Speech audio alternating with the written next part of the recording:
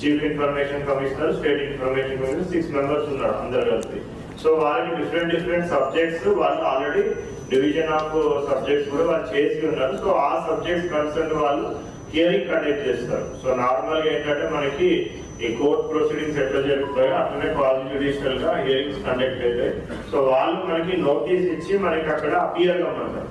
So and so date కి మీరు appear కావాలి, సో అండ్ సో ప్లేస్ అనేసి అక్కడ వాళ్ళ స్టేట్ ఇన్ఫర్మేషన్ కమిషన్ ఆఫీస్ కి పిలుస్తారు. ఆఫీస్ కి పిలిచినప్పుడు నార్మల్ గా అక్కడ అప్లికెంట్ ఎవరైతే అపీల్ చేసిందో ఆయన ప్రెసెంట్ అయి ఉంటారు, మనం కూడా ప్రెసెంట్ అయి ఉంటాము. సో మనం మన సైడ్ నుంచి డిఫెన్స్ ప్రకారంగా మనం డిఫెన్స్ చేసుకునే విధంగా సో వాళ్ళు ఈ ఇన్ఫర్మేషన్ అడిగినారు, మనం ఈ ఇన్ఫర్మేషన్ ప్రొవైడ్ చేస్తామనే. సో లేకపోతే ఇన్ఫర్మేషన్ ఒకవేళ రిజెక్ట్ చేసుకుంటే ఏ క్లాస్ వల్ల మనం రిజెక్ట్ చేసినాము, ఎందుకు రిజెక్ట్ చేసినాం అనేది ఆ రీజన్స్ అంతా కూడా మనము స్పెసిఫై చేయడం జరుగుతుంది.